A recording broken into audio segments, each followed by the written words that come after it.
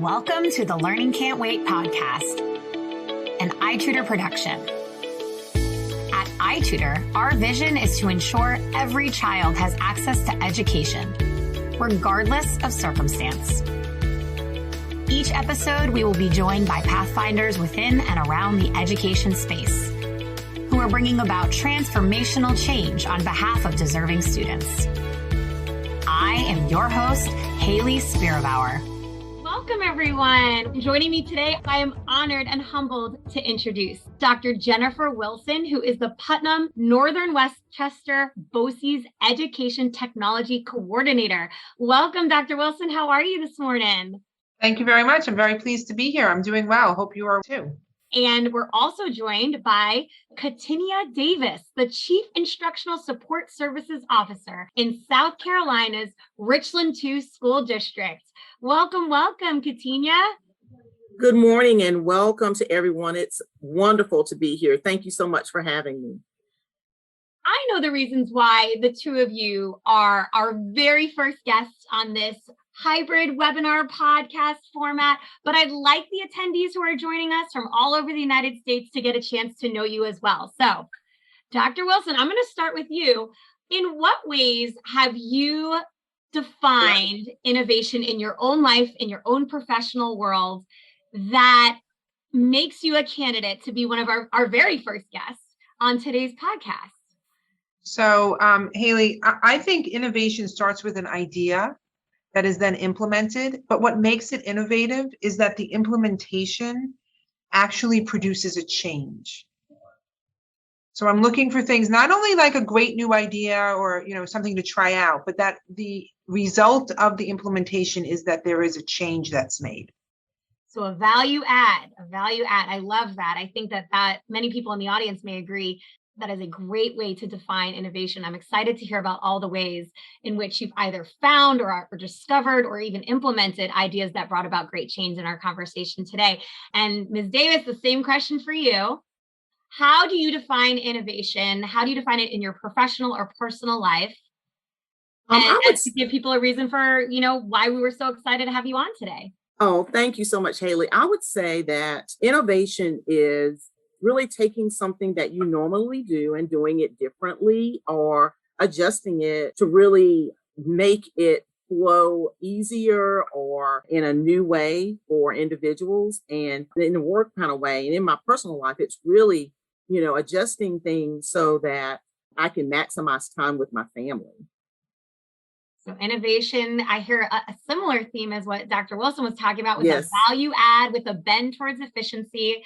So in what ways have you, in your career, now I'm going to step us back from the idea of innovation, but I want to think about your journey in education, because both of you have really been influential members of the communities that you've served in throughout the past years you've been in education. I want to start and just open up the floor for a conversation around your own journey in education and how it's led you to where you are today. So Dr. Wilson, will you start us off? Talk to us a little bit about where you began your career in education and how you wound up in the role that you're serving in today.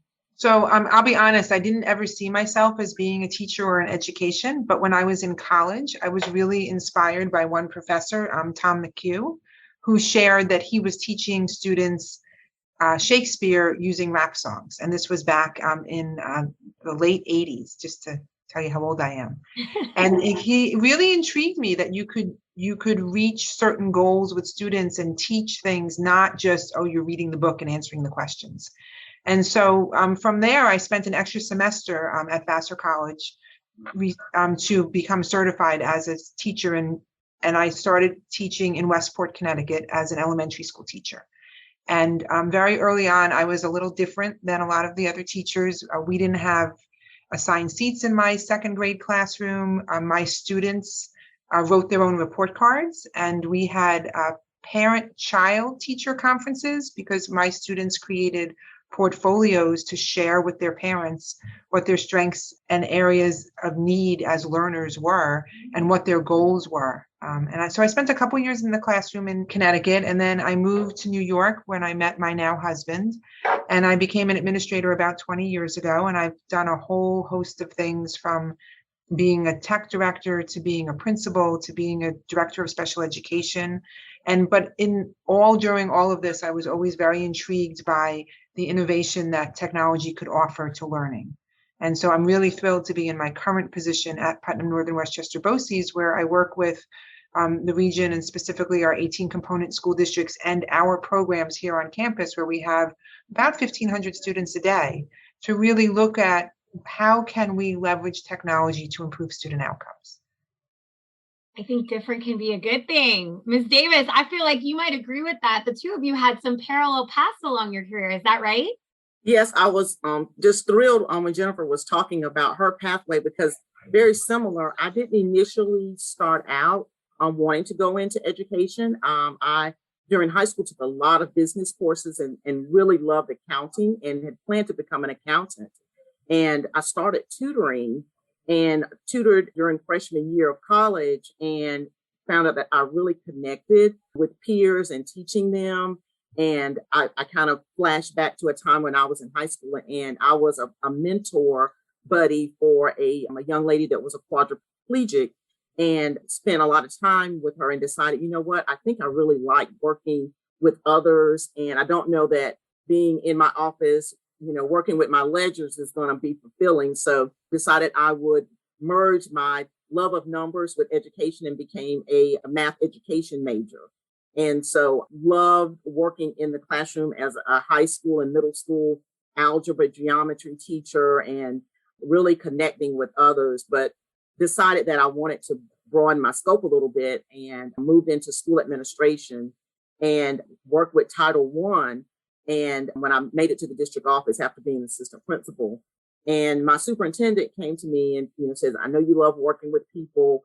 Got something I want you to do that's probably a little bit out of your wheelhouse, but I know that you can do this. And he says, I want you to move over to the special education department and really become a liaison between the folks that are really very special ed in nature background and kind of merge that with school administration.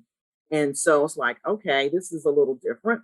So took on the challenge, because I loved the superintendent at the time, and took my general ed background and became a part of the special ed team and found my passion and was really able to bring some of my ideas to kind of do some innovative projects with the team. And so that kind of began my journey of really doing innovation and at my advocacy. I really enjoy working in the community and doing public service work with service organizations. So kind of put on two hats and started going into schools and advocating for change within the district to really connect special education and having it become a part and really not a separate entity within the building. And then had an opportunity to become principal, and then this job became open where I could really have a larger impact and move our special education division forward.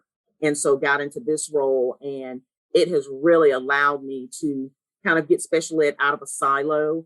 And, yes, we write wonderful IEPs and bridge gaps, but we also are very academic in nature.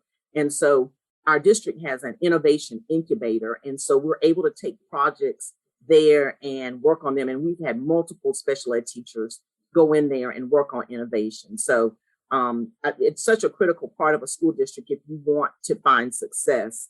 And I'm sure as we move through the conversation, I'll be able to share some of the projects that we've had come out of that to really connect. For example, I wanted to share that we were really struggling with how to serve students that had disabilities, whether medical or physical disabilities, and needing support at home.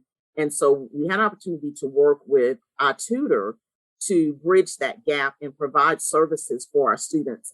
And it was a little different, kind of innovative, because it wasn't something that we've normally done. So we were able to bring a certified teacher into the home at a time when it was convenient for families, because initially we were sending teachers out after school.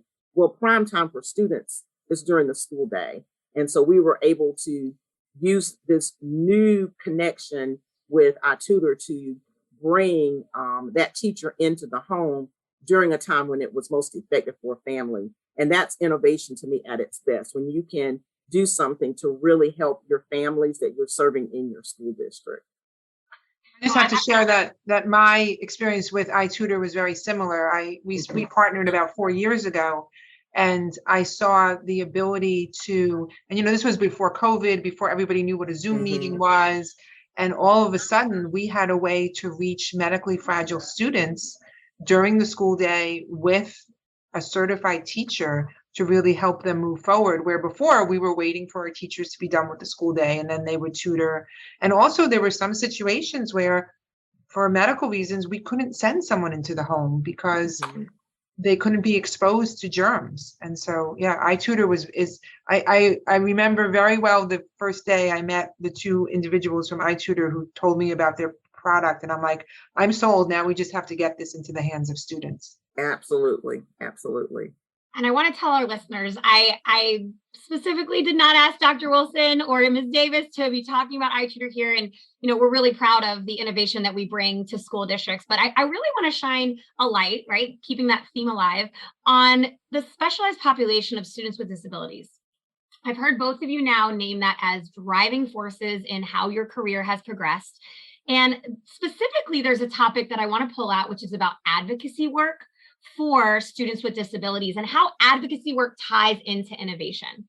So both of you have named that you really worked hard to advocate. What were the barriers or roadblocks to access or getting students with disabilities specific accommodations or needs or resources prior to the advocacy work that you started? So I don't know that there were roadblocks, but maybe things didn't exist. And that's where for me, instructional technology is really leveling the playing field and really is that tipping point for a lot of students. When I was a child, so I grew up with a vision disability, and I was a student in schools before a lot of the laws went into place about equal access and leveling the playing field. And like there was no such thing as a 504 when I was a child. And so I had to learn to advocate for myself where I needed to sit so I could see better and how much reading I could do. Well, immersive reader in Microsoft. If I had the ability to have my textbooks and to be able to have them read to me, that wasn't a possibility when I was a child. I mean, the computers were the size of our offices. They didn't sit on your desk. It was a whole different world. So I think the innovation that technology has brought to be able to solve problems. I'm a big believer in universal design for learning and even universal design for communities. Like think of a simple sidewalk. If a sidewalk is properly constructed, someone with a wheelchair or someone with a stroller can easily move from one side of the street to the other. If not properly constructed, they can't.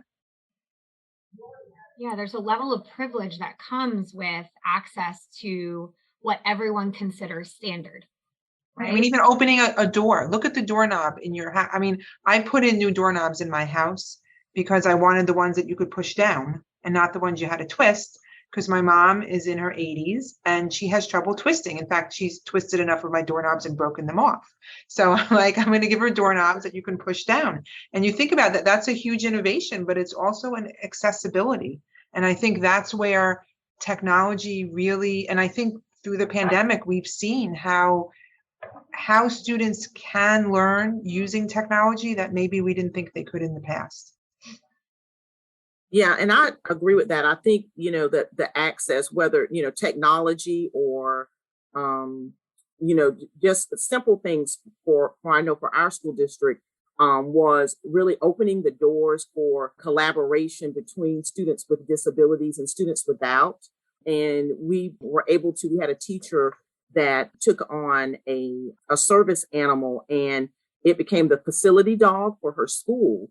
And the amazing thing happened is you had students that were in general education classes sitting with students with disabilities, interacting because both of them needed that calming effect of the dog at the same time. And we saw that relationship building, because there are times when our students that are in more specialized programs, they don't have the same interaction with their non-disabled peers. Going to lunch with someone does not spark conversation and relationships. You have to put in opportunities for children to have those relationships. And so we've seen really a growth in the number of opportunities for days where we have students learning more about disabilities, interacting. And definitely our district has done some great things with technology. We've had robots that would travel the hallways for students that may be at home, which was quite interesting. We had a student that, unfortunately, he was playing, typically developing student, playing a football game, was hit on a Friday night and was not able to walk again. And so they dressed his robot in his jersey once he was able to become a part of school again. And so, when he graduated and walked across the stage, it wasn't shocking to the students. They knew who he was. And he actually ended up walking. They had a specialized wheelchair that allowed him to stand and move across the stage. And what a great moment, because he was still connected with his peers. And so to see what technology can do, even though I'm definitely not as tech savvy as Jennifer, but just watching to see what it can do for students is just amazing. But the advocacy for me is really saying, okay, what are we going to do? I don't know how, but I do know we need to do something to engage students. Let's find the resources. Let's find the technology. It's got to be out there. And let's not immediately limit what students can do. Let's open doors so that they can make sure they maximize their full potential. And I think both of you named non-technology related and technology related ideas. Innovation doesn't have to mean a new app or a new product or a new device. And I know, Dr. Wilson, you talked a little bit about how you brought innovation to the classroom when you were a teacher yourself. What do you see in your school districts today? Like you span 18 school districts, is that correct? So we have 18 component districts, and I also work with probably about 50 different districts across the state. But I do need to add something to what Katinia was saying, because we did a really interesting project here 3 and 4 years ago. I partnered with a local school district, the Scarsdale School District. They had in their high school, they have an innovation lab that offers a course in entrepreneurship. And so we partnered with them. We have on our campus, we have a school for medically fragile children, and most of the children are in wheelchairs. And we also have classrooms in a nursing home for children. We have 3 classrooms in a nursing home for children. And we brought the seniors from Scarsdale High School to both our campus and to the nursing home. And we had them investigate things that they could do to make the lives better of those individuals with disabilities. And actually, one group, the first year, won an award from Wells Fargo. They had created some clothing that had different closures so that it was easier to change, and also some bibs that had more dignity for older children. And I think that I agree with Katinia that for me, the passion has been in special education, because you really see that you can make a difference. But I felt I was so proud of these students, and I was also thrilled to send children off to college, realizing that they needed to have empathy for people with disabilities. And they also needed to look at the world as a place that needed to include everybody. I mean, I know we talk a lot about diversity and equity and inclusion, but to actually experience it and work with students who have such severe disabilities was very eye-opening. And the way they were able to reflect on the process and not realizing, like, I don't know if I thought about it when I was in high school, how tough it might be if I had to live in a wheelchair. And simple things like having someone move me from one room to the other and also have to drag an oxygen tank behind. One of the inventions was a clip that could be put on the wheelchair to include the oxygen tank without voiding the warranty on the wheelchair. So there were some really interesting things that came out of that. And so, yeah, I agree. Like I think we as educators have an obligation to not only meet the needs of people with disabilities, but expand the understanding of others without disabilities, that how do we include them, and how important it is to do that. Wow, I have the chills hearing both of the 2 examples that you shared about creating empathy. I think that empathy is something you can grow. I know research tells us it's something you can grow. And so thinking about ways that you have seen innovation build empathy for students, that ultimately makes our world a better place, not just one individual experience of a child. that really drives home the point, I think, about how thinking about problems differently and approaching problems from multiple angles can yield different impactful results. Yeah, and I think that is one thing that I found, and I talked a few minutes ago about the innovation incubator that we have within our district. And the wonderful part of it is that we bring together, or the incubator brings together our support staff, our certified staff, administrators together to work on projects. And they have worked on scheduling, they have worked on attendance lines, they've worked on innovations for the classroom directly, and it's amazing. And then we have our Institute of Innovation where our students attend, and our students have worked on some great projects. They have worked on providing battery power to families in Africa, because it's such a, many times folks will have cell phones, but they don't have access to power. So they work on some solar powered battery packs that were easy to assemble, because they said that folks could get things, but they're not easy to assemble. And sometimes they're cost prohibitive. So the students were innovative in coming up with some ways to provide that, and to see the feedback that they got from the schools that they served in Africa was just amazing. So I think that that's the innovation. You want to see it, especially in an educational setting, not only the adults engaged in innovation, but to see students engaged in innovation and really thinking about ways that they can transform the world around them. Hayley, I think we have a couple questions in the chat. Yeah, I was actually going to share with everybody that you're welcome to drop questions in the chat right now or save them for the end, but let's make it authentic and do it right along. So there's a question about instructional strategies. It says, in terms of instructional strategies, should inclusion need a separate teaching plan? Or is all teaching per a plan personalized and individualized for every single class? I'll start by saying, the first thing that I'll say is I believe everybody deserves a personalized learning plan. And when I was a director of special education, I always felt like everyone needs special education. Everyone needs an individualized education plan, an IEP, to meet their needs. And with inclusion, the one thing that I would say, I'm not sure you need a separate teaching plan, but you need to be sure that you're training your teachers to understand how to meet the needs of students who learn differently. And again, I feel like it would help everyone in the classroom. I have a girlfriend who's a teacher, and we often have an argument. She's like, well, why should I do this for this one kid? And I'm like, why don't you do that for every child in your class and see what happens? Because what are they going to lose? You teach second grade. If you read the test aloud to the entire class, does it really matter? So we have those debates all the time. And that's such a great point. I think that that customized learning is such a benefit for all kids. And I agree, Jennifer. I think if reading it aloud, if it doesn't impact the grade in any way, why not read it to everyone? Because somebody in there, though they may not have an IEP written or a 504 written, they are auditory learners, and they could benefit from the teacher reading it aloud. And so I think that really using some of those strategies in an inclusive setting, I mean, it's just a win-win for everyone, and it doesn't really hurt anything. I think about one of our former assistant superintendents, said, there are many times that as adults, we don't turn things in on time, or we ask for extended time, and we're provided that.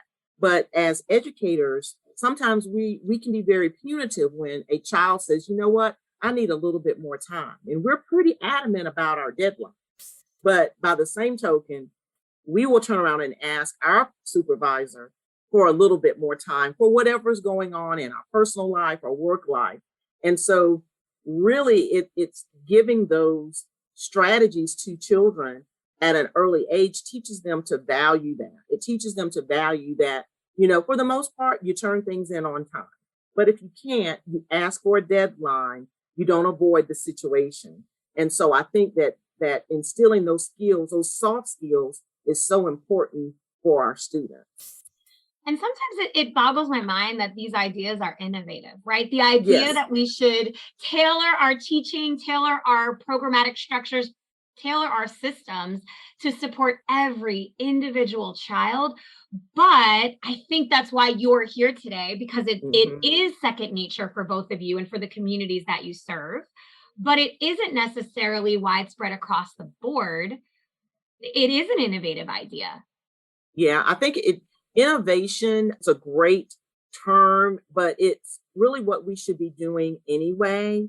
It really should be a part of who we are. It is really helping students access. And Jennifer mentioned a few minutes ago about inclusion and equity and diversity and really making that a part. That's, some people may say innovative, but it's what we should be doing anyway. It's finding ways so that all students, all children can access what they need to be successful. And for those of us in leadership, it's doing the same thing for the adults that we supervise, is creating those opportunities for innovation, for access, so that individuals can be successful. And I think if everyone has that mindset, then we see growth, we see students performing better and really loving learning. We're creating that desire for more, because we're not just putting a dome over what they can learn. We're opening it up so that students can see what is really out there, and that the knowledge base is wide open for them, and it's beyond what they can imagine if we don't put those barriers in for them. Back when I was a classroom teacher, we talked a lot about learning styles. I know now we talk a lot about mindset, but now back when I was a teacher, we talked about learning styles. Are you logical, mathematical? Are you kinesthetic? And what I used to like to be able to do was work with my students and teach them to self-identify where their strengths were and where their potential areas for improvement. Because just because you're an auditory learner, if you are a visual learner as compared to an auditory learner, it doesn't mean that you shouldn't spend time trying to increase your auditory learning skills. Because there are times, like if you're listening to a podcast isn't something good for a visual learner, right? But it's really good for an auditory learner, and we all need to be able to be versed in all different kinds of learning. So, I mean, I have to agree with you that we need to be sure we're personalizing things, but at the same time, I also think we need to be asking students to stretch their abilities and try things in maybe your non-preferred learning style, because you don't know what you might do. Like, you might not identify as a kinesthetic learner, but you might try something hands-on and be, oh, this is my passion. I found it very interesting when I was a teacher. I would have the students self-identify their strengths as learners, and then I would ask their parents to identify, and I would let them compare, and they were never, ever the same. Children saw themselves very differently than their parents, and parents were saying, oh my gosh, I did this on the weekend with my kids, or I did this for enrichment, and that really wasn't like what they wanted. So kind of interesting. Yes, absolutely. And now someone's asking the question. I'm going to kind of reframe it as a larger, bigger point that I think both of you have been touching on in the past couple minutes. But how do we identify the learning preferences and needs of students? Obviously, we have standardized tests that help us identify sort of where students are academically, what skills they've mastered or are still working or grappling with. So how do we identify there is some conflicting research around learning styles and whether or not we've really hit the nail on the head that there are these distinct categories around auditory, visual. I think regardless of what the research says, it's good to vary the learning. But how would we identify that as educators in order to better support students? I like to watch students when they're collaborating, because sometimes you'll find that a student who maybe identifies as not being seeing themselves as a leader, when they are working collaboratively and they want to see that work getting done, this natural leadership will just come out, and you will see them directing the members of their group.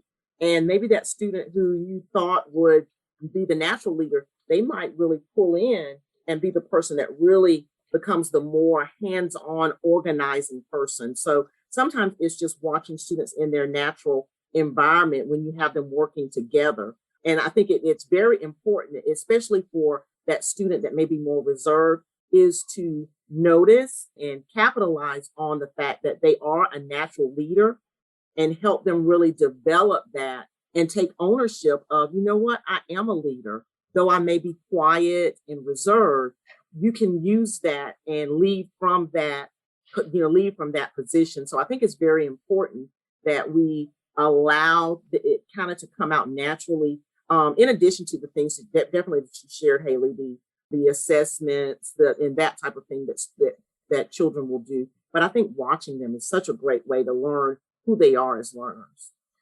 I have to agree. And I also think having had the opportunity to watch them during COVID and how when given the opportunity and more think time, because it's not, you don't have to raise your hand, you're not in person. I think we learned a lot about our students that we might not have known before. I also remember when I was a classroom teacher, even though I was an elementary teacher, we dropped our students off for physical education or music or art. Every once in a while, I stayed and watched to see because sometimes a student who's not necessarily vocal or a leader in the classroom is the leader in chorus or is the leader when playing a sport and doing physical education. So I think, or on the playground. So I think we also have to, exactly what Katinia said, is we really have to watch our students and encourage them. But I think we need to look at them in different environments, not only in the classroom in front of you. I remember when I was an administrator and we would get ready for evaluations for students who weren't meeting the milestones and markers that their families or their teachers were hoping that they would. That was actually a requirement, that they had to be observed by multiple parties in multiple settings in order to document their kind of performance and their strengths, so that it wasn't just a focus on where there were lagging skills, but also where were the students really capitalizing on their personality or their physicality or their intellect that we don't typically associate with learning, which we should. Of course. Not everybody's meant to sit in front of a computer all day. Not everybody's meant to tabulate mathematical equations. The world needs all types of people. So let's help students cultivate those skills, those important facets of their personality. So I see another question has come in around screens. So I think this is a good shift for us to sort of think about the pandemic and how it has changed education. I think for good, but I'm curious what you think, because nobody's here to hear what I think. Someone is really bringing light to this topic of students using screen time and how it impacts them as learners, as people. And I'm curious how you've seen the use of screen time, the impact of screen time change within your school or school district or component schools this past 18 months. So, I mean, we've been using, when we've been home, we've been using a lot of Zoom in this region, or Google Meets or Microsoft Teams. I don't know that we've been on them for 8 hours a day. I do think that we've had to do a lot of reevaluating of teaching strategies. And also, at least here, I've been doing a lot of training with teachers on different strategies to use when in a Zoom meeting. Like one of my favorite one is, some people call it the waterfall chat or the cascade chat, where you ask everybody to put a response in the chat, but don't hit enter until you say so. And then that gives everybody a chance to participate and have their voice heard. And then you can either have them read back what they wrote, or you can read it back for them. From a vision perspective, because I do have a vision disability, I think it's important that we recognize screen time of focusing intensely on a screen, like playing a video game, versus being in a chat like we are now. When you're in a meeting now, they say from a cognitive perspective, if you put it on speaker view, it's less taxing on your brain than if you're looking at everybody in the room. So teaching students those strategies. I think we definitely increased the amount of time spent in front of screens, not because we wanted to, but because we didn't have an option. But we also, in this region, teachers and schools did a really nice job of encouraging students to do activities offline and come back, go out for nature walks. I'll be interested to see, because we're back in school, but we're we have some kids quarantined, and some schools are closing down. I'll be interested to see when COVID is over, if that ever happens, how we look at technology and how now that we've moved to most students having a device, because we really became one-to-one very quickly over the pandemic, how do we now take that technology and use it in our classrooms when it's not that they need it because they need to be part of the classroom? And I know that that's something we were working on before. I feel like we came 10 years in 18 months. Right. Because, now it's not like, oh, I need to come to the computer lab to learn how to click on a mouse. Now it's like, okay, what can I do with this piece of equipment? So the screen debate has been one that's been around for a long time in the region. There are some parents who say, I don't want my child in front of a screen at all. I do think that a lot of what we teach, we can give activities that are offline that you don't have to be in front of the screen for. Even this conversation, we could turn our screens off. We could not be looking at our screen and be engaged. I know we do ask kids to turn their cameras on so we know that they're there. I don't know. Yeah. Tina, what do you think?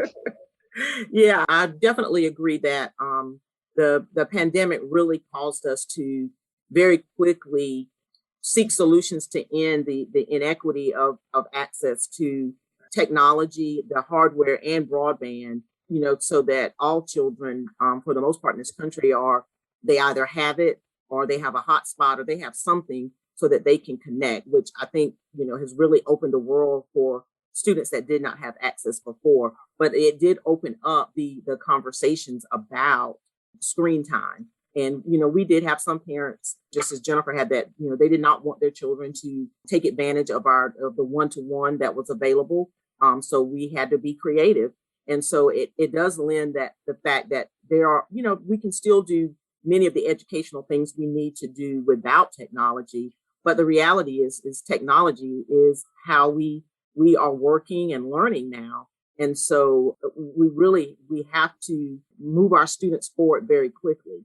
Pretty much, many of the industries that, humans used to do, now there are robots. So now they just need a few people to run the computers or, the stations so that those jobs can be completed. So we have to give our students an opportunity to learn those skills, or we will not in our nation be able to compete with other nations around the world. Now, I do think that, we do have to be cognizant of the developmental appropriateness of keeping students on devices all day.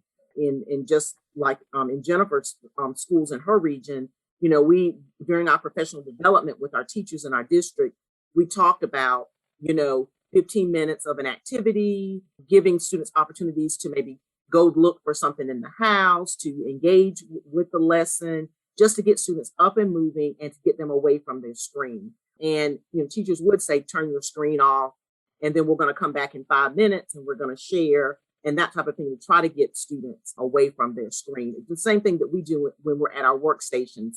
We get up, we move around, we take our breaks and that type of thing to get away. So we have to really teach our students to do those same things. And I think that it doesn't separate them from learning, but it actually teaches them how to interact with their technology, that you just don't sit and stare at it without taking a break.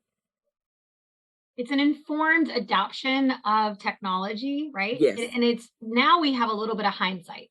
We can look back at the past 18 months. We can see what we want to take with us, right? When this is hopefully over, we want to see what we could take with us. So what will you take with you? If you could advise your schools or school district, what would you want to take with you in a post-pandemic world from the past 18 months? That for me, on a more personal note, that I need to take time for myself and kind of get off that wheel and learn how to craft. I've got that Cricut machine, get in there and figure out how to work it, do a creative, innovative project for my family. So use innovation in a different way in the home setting. On the professional end, I would think, as an administrator, provide the support, move out of the way, and watch our staff members and our students soar.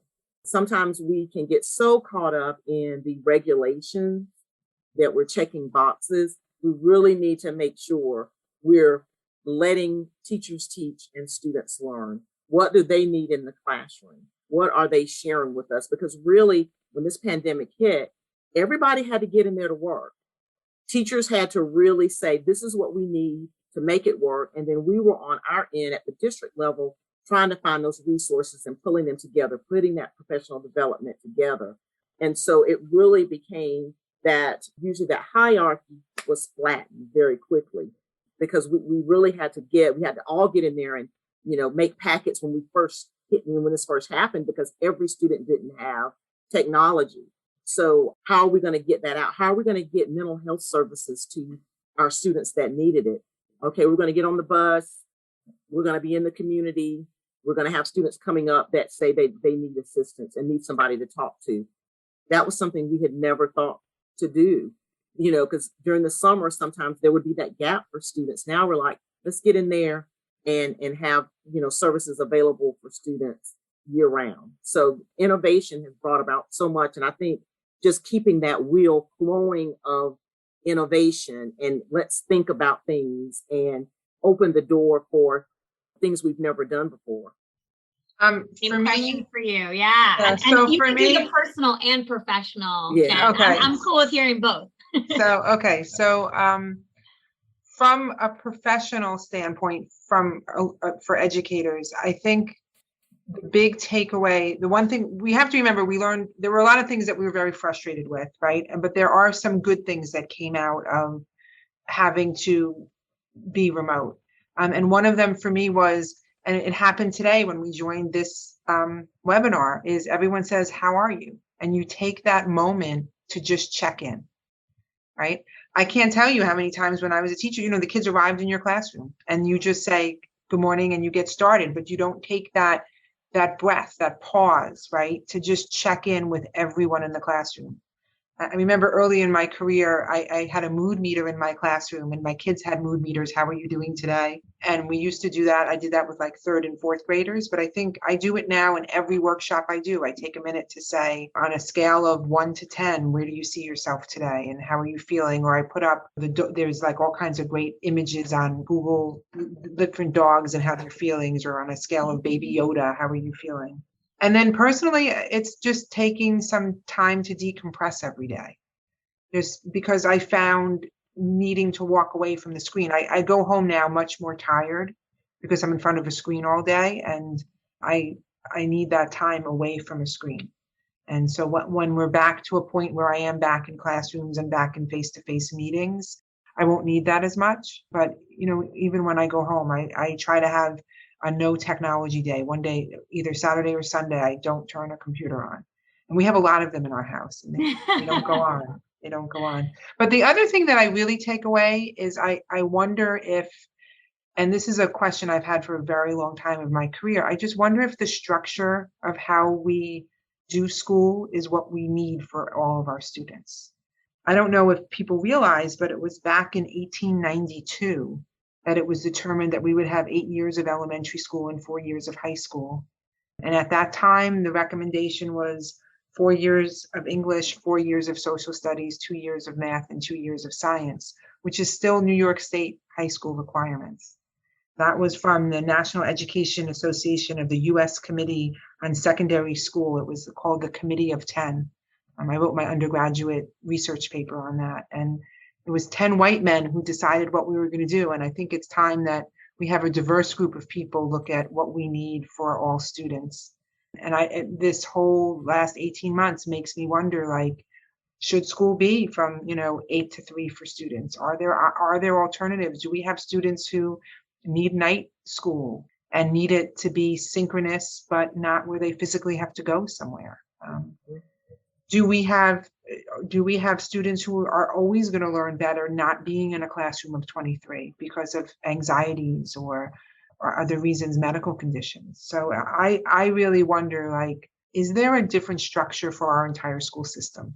That I'm sure nobody's going to we're not going to get there as a society, but those are kind of my wonderings as a result of the pandemic. I mean, we survived. We're saying, we are seeing that there's more regression in math than there was in reading, and kids weren't making progress in certain ways. But if our goal is to prepare our students to be successful in society and be able to be college or career ready, I don't know if we need our school system to be the way that it's structured.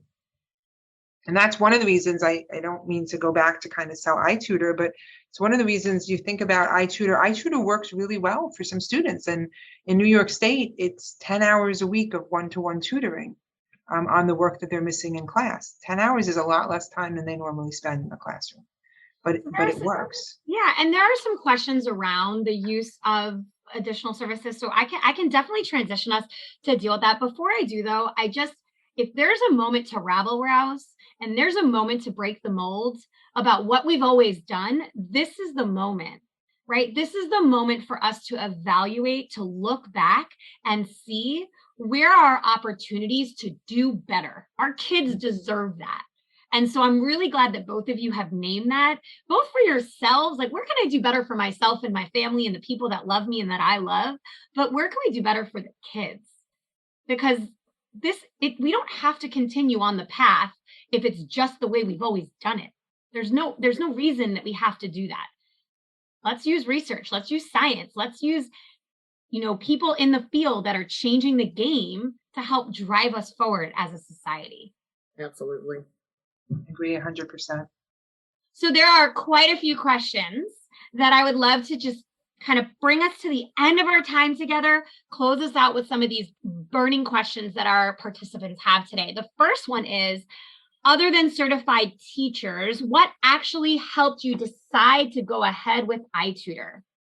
I think of course, some of the flexible scheduling with families, working directly on the pacing that we provide from our school district and materials that we provide from our school district. Definitely the wonderful customer service that we receive from the iTutor team. Whenever you reach out with questions or concerns, you get immediate response. And if parents have concerns, it can go directly to the iTutor team. It doesn't have to particularly filter through. And I think parents enjoy that. They don't want to have to wait until the next day to reach someone in the school district if they're having a tech issue, if it's something that iTutor can kind of troubleshoot them through. They really enjoy that. And of course, our older students like that as well, because that's what they're used to. So I think that really real-time support is very, very important. And I'll echo that. The flexibility to me was key. And the fact that the troubleshooting with all the technology was happening behind the scenes by iTutor. And I also think the quality of the instructors that iTutor provides and the fact that iTutor, the sessions are recorded. So if there's ever a question or a problem, you can go back and look at it. I think I've done that in the 4 years and the tens of thousands of hours that we've used iTutor for.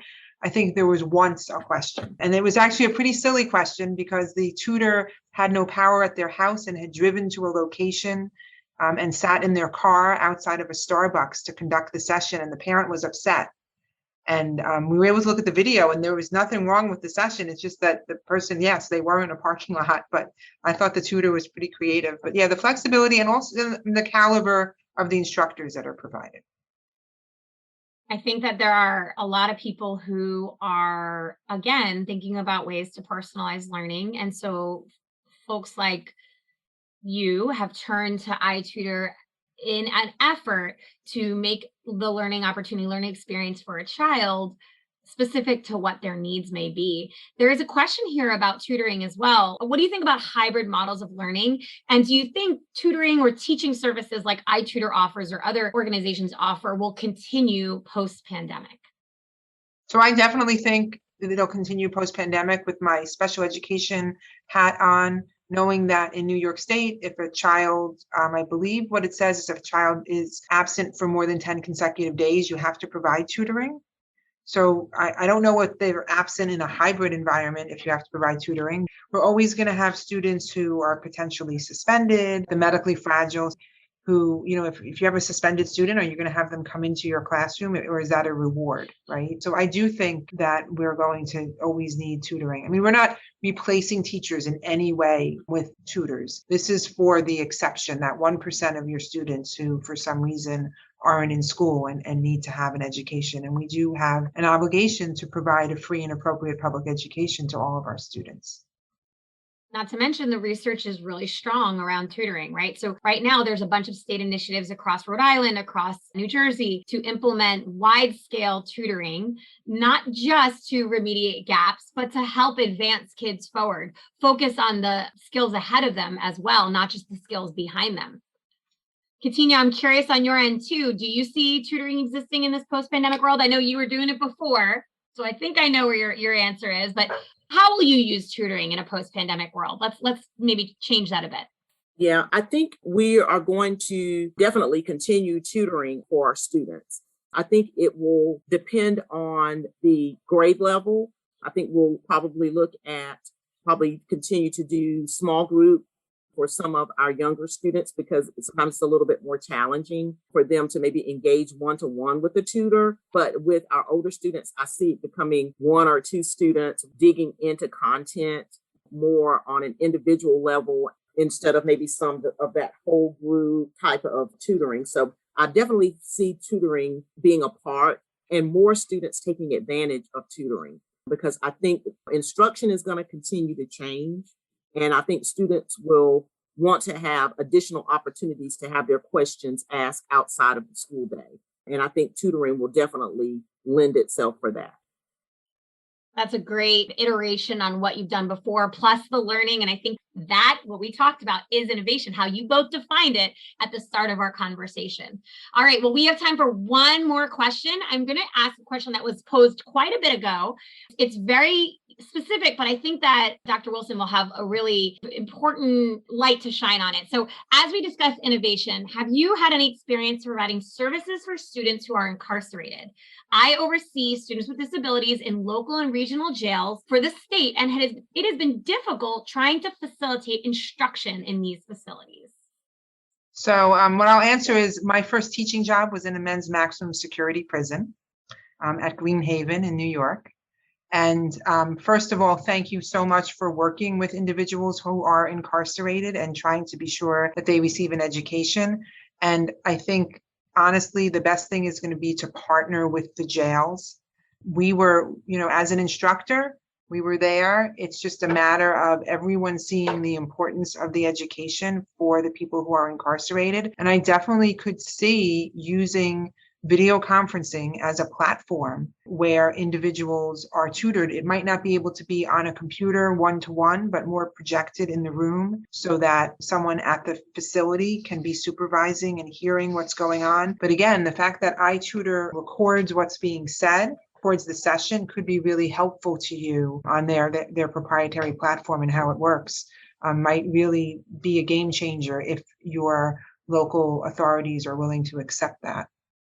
That's something we've actually been to a couple of local facilities around Long Island. When our hub was Long Island, now we are everywhere. But iTutor had been really partnering with different facilities to figure out the best ways to support the individual needs of students spanning all ages. All right, so we are right at the end of our time together. I want to take a moment, like we talked about at the beginning, see how everybody's doing, check in, but also let people know that for more resources, ideas, and innovation that Dr. Wilson and Ms. Davis shared in today's episode, please visit itutor.com. But I really want to thank all of the guests who joined us live to participate in our conversation, and the imitable duo of Katinia and Jennifer, who have shone a light on a number of important topics today. Thank you both for taking time out of a busy school year, out of a busy day, out of a busy week to be here with us. Thank you very much for the opportunity. Thank you so much. So I just want to sign off today, sharing a little bit of inspiration and saying that all of us are working together on making the world a better place. As educators, that is our drive. Let's find the ways that we can do better together. Thanks for joining us. Thanks for listening to the Learning Can't Wait podcast. If you liked what you heard, please rate, review, and share this episode. Be the first to know when we have a new episode by subscribing wherever you listen to podcasts. If you'd like to be a guest on the show or have a suggestion for an episode, email us at podcast@itutor.com.